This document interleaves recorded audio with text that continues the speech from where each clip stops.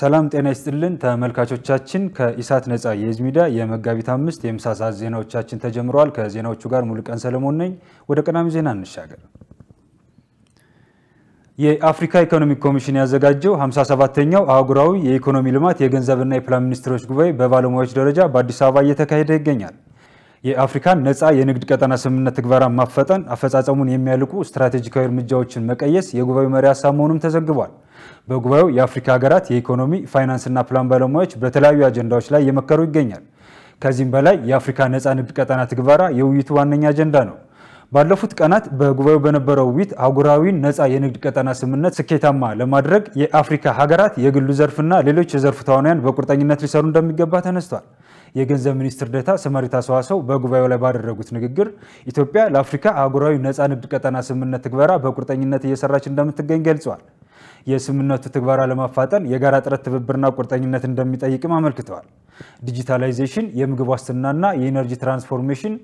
ሌሎች የጉባኤው መወያያ ርዕሰ ጉዳዮች ናቸው በባለሙያዎች ደረጃ እየተካሄደ የሚገኘው ጉባኤ ዛሬ ይጠናቀቃል በዚህም ባለሙያዎቹ ሚኒስትሮቹ የሚወያዩባቸውን አጀንዳዎች ያጸድቃሉ ተብሎ ይጠበቃል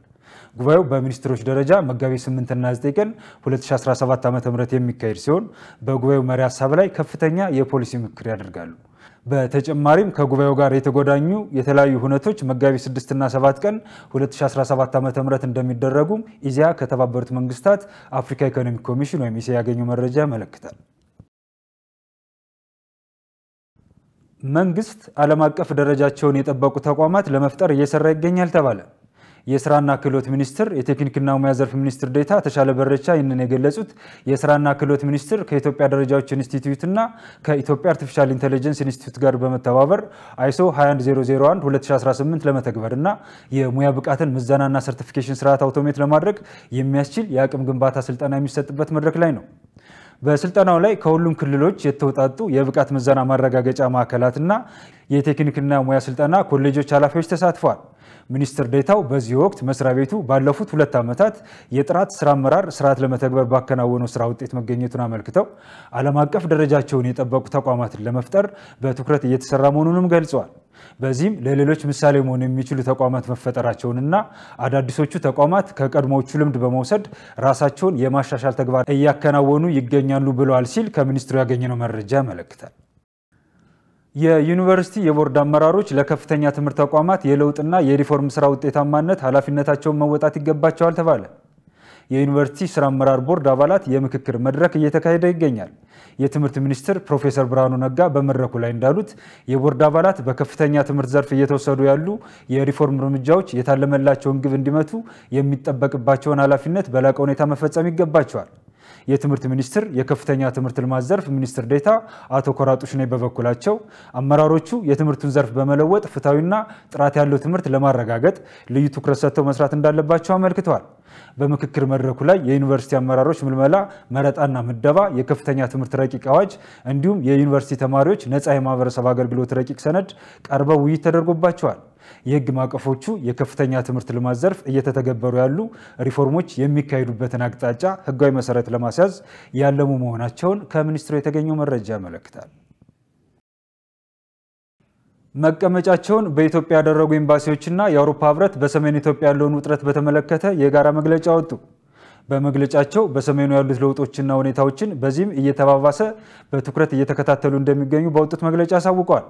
መግለጫውን በጋራ ያወጡት የአሜሪካ የዩናይትድ ኪንግደም የኒውዚላንድ የጃፓን የኖርዌይ የቤልጂየም የቡልጋሪያ የቼክ ሪፐብሊክ የዴንማርክ የጀርመን አይርላንድ የግሪክ የስፔን የፈረንሳይ የጣሊያን የሉክሰምበርግ የሃንጋሪ የኔዘርላንድስ የኦስትሪያ የፖርቹጋል የሮማኒያ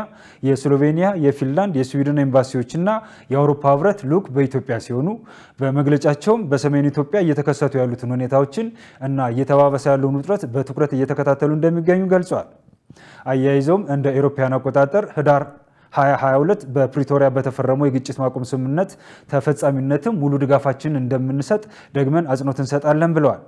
ይህ ስምምነት የመሳሪያ ድምጽ እንዳይሰማ እንዳደረገም አመልክተዋል አሁንም በፍጹም ወደ ወገት ግጭትና ጦርነት መመለስ እንደማይገባ ማስገንዝበዋል ሁሉም ወገኖች ተሰባስበው አስቸኳይ ውይይት በማድረግና ውጥረቱን በማርገብ ስምምነቱን እንዲጠብቁ አሳስበዋል ለዚህም ማንኛውም አይነት ድጋፍ ለማድረግ ዝግጁ እንደሆኑ በመግለጫቸው አስታውቀዋል የኢትዮጵያ ካፒታል ገበያ ባለስልጣን በህዝብ የተያዙ ኩባንያዎች አስፈላጊውን ሰነድና መረጃ እንዲያቀርቡ የሰጠውን ቀነ ገደብ ለአንድ ወር ማራዘሙን አስታወቀ። ባለስልጣኑ ቀደም ሲል ወስኖት የነበረው እስከ መጋቢት 4 የሚቆየውን ጊዜ ነው ለተጨማሪ አንድ ወር ያራዘመው። ድርጅቶችም በዚህ በተራዘመው ጊዜ ውስጥ የሚፈለግባቸውን ሰነድና መረጃ እንዲያቀርቡ ጨምሮ አሳስቧል። በዚህም መሰረት ኩባንያዎቹ ያቀረቧቸውን ጥያቄዎች ከግምት ውስጥ በማስገባትና ተጨማሪ መረጃዎችን ለመቀበል እንዲቻል የጊዜ ገደቡን እስከ ሚያዝያ 1 ቀን አራዝሜያለሁ ብሏል። የቀን ገደብ ማራዘሚያው ከ50 በላይ የአክሲዮን ባለቤቶች ያሏቸውና በአሁኑ ወቅት አክሲዮኖችን ለህዝብ ሽያጭ በማቅረብ ላይ የሚገኙ ኩባንያዎች የሚመለከት እንደሆነ ባለስልጣኑ ገልጿል። በደቡብ ምዕራብ ኢትዮጵያ ክልል ሸካ ዞን የኪ ወረዳ ሐሙስ ገበያ እየተባለ በሚታወቀው ስፍራ በገበያተኞች ላይ በወደቀ ዛፍ 7 ሰዎች መሞታቸውን የክልሉ ፖሊስ አስታወቀ። የክልሉ ፖሊስ እንደገለጸው በገበያው መሃል ላይ የነበረ ትልቅ ዛፍ በገበያተኞች ላይ ወድቆ 7 ሰዎች ሲሞቱ በ8 ሰዎች ላይ ደግሞ ከባድና ቀላል ጉዳት አድርሷል። ከባድ ጉዳት ከደረሰባቸው ውስጥ 2 ወንዶች ወደ ቴፒ አጠቃላይ ሆስፒታል፣ አስጊ ጉዳት የደረሰባቸውም ለተሻለ ሕክምና ወደ ጅማ ሪፈራል ሆስፒታል መላካቸው ተገልጿል። ተመልካቾቻችን ከኢሳት ነፃ ሚዲያ የሚተላለፉላችሁ የቀን ዜናዎቻችን እንደቀጠሉ ናቸው። ወደ ውጭ ዜናዎቻችን እንሻገር። የሩሲያው ፕሬዝዳንት ቭላድሚር ፑቲን ከዩክሬን ጋር የተኩስ አቁም ስምምነት ለመደራደር ቅድመ ሁኔታ አስቀመጡ። ፑቲን የተኩስ አቁሙን ሐሳብ እንደሚስማሙበት ቢገልጹም በርካታ ጥያቄ የጫሩ ቅድመ ሁኔታዎች አስቀምጠዋል። ፕሬዝዳንቱ ምላሽ የተሰጠው በዚህ ሳምንት መጀመሪያ ዩክሬን ከአሜሪካ ጋር ባደረገችው ውይይት የቀረበውን የ30 ቀናት የተኩስ አቁም እቅድ መቀበሏን ተከትሎ ነው። ፑቲን በሞስኮ በተካሄደ ጋዜጣዊ መግለጫ ላይ የተኩስ አቁሙን ሐሳብ ትክክለኛ ሲሆን እኛም እንደግፈዋለን፣ ነገር ግን ልንወያይባቸው የሚገቡ ጥያቄዎች አሉን ብለዋል። የተኩስ አቁም ስምምነቱ ወደ ዘላቂ ሰላም ሊያመራና የዚህን ቀውስ መንስኤ ሊያስወግድ ይገባልም ብለዋል። ከዚህም ውስጥ ዩክሬን ባለፈው ዓመት ወታደራዊ ዘመቻ በማድረግ የተወሰነ አካባቢ የተቆጣጠረችበት የኩርስ ግዛት አንደኛው ርዕሰ ጉዳይ መሆኑን ፑቲን ተናግረዋል። ሩሲያ ኩርስክን ሙሉ በሙሉ ተቆጣጥራለች በማለት ባለፈ በስፍራው ያሉት የዩክሬን ወታደሮች ተቆርጠዋል ብለዋል። ለመውጣት እየሞከሩ ቢሆንም እኛ ግን ተቆጣጥረናል፣ መሳሪያቸውንም በየቦታው ጥለዋል። ኩርስክ ውስጥ ለዩክሬናውያን 2 አማራጮች ብቻ አሉ፣ እጅ መስጠት ወይም መሞት ብለዋል።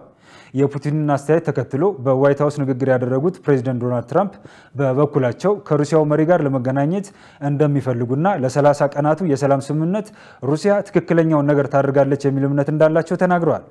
ከሩሲያ የተኩስ አቁም ስምምነት ማየት እንፈልጋለንም ብለዋል። በሩሲያ ነዳጅና ጋዝ ላይ የተጣለው አዲስ ማዕቀብ የትራምፕ አስተዳደር የአሜሪካን የክፍያ ስርዓት የበለጠ በመገደብ ለሌሎች ሀገራት የሩሲያን ነዳጅ መግዛት አስቸጋሪ እንዲሆንባቸው አድርጓል። የዩናይትድ ስቴትስ ምክር ቤት አባላት በዩክሬን ለ30 ቀናት ተኩስ እንዲቆም የቀረበውን ሐሳብ መደገፋቸው ተገለጸ። ዩክሬን ለ30 ቀናት ተኩስ እንዲቆም በቀረበው ሐሳብ ላይ መስማማቷን ተከትሎ የዩናይትድ ስቴትስ ምክር ቤት አባላት ውሳኔውን በደስታ ተቀበሉት። ቀድሞ የተወካዮች ምክር ቤት የውጭ ጉዳይ ኮሚቴ ሊቀመንበር የነበሩት ሪፐብሊካኑ ማይክል ሞኮል ስምምነት ላይ መደረሱ በጣም አበረታቶኛል፣ አሁን ፕሬዝዳንቱ የተያዘውን የስለላ መረጃና የጦር መሳሪያ ለመልቀቅ የወሰኑ ይመስለኛል፣ በጣም ትልቅ ክንዋኔ ነው ማለታቸው ተጠቅሷል። ፕሬዝዳንት ዶናልድ ትራምፕ እና የዩክሬን ፕሬዝዳንት ቮሎዲሚር ዜሌንስኪ በዋይት ሃውስ የተካረረ ንግግር ማድረጋቸውን ተከትሎ ዩናይትድ ስቴትስ ለዩክሬን የምትሰጠውን የጦር መሳሪያ እርዳታና የስለላ መረጃ ማጋራቷን እንደምታቋርጥ ባለፈው ሳምንት እንዳስታወቀች ይታወሳል። ሆኖም በቀናት የተገደበው የተኩስ ማቆም ስምምነት ይፋ ከተደረገ በኋላ ከዩክሬን ጋር መተባበሯን እንደምትቀጥል ትላንት አስታውቃለች። ተመልካቾቻችን ከኢሳት ነፃ የህዝብ ሚዲያ የመጋቢት 5 የቀን ዜናዎቻችን የተከታተላችሁን ይመስሉ ነበር። ከዜናዎቹ ጋር ሙሉቀን ሰለሞን አብሬያችሁ ቆየው። መልካም ቀን ይሁንላችሁ።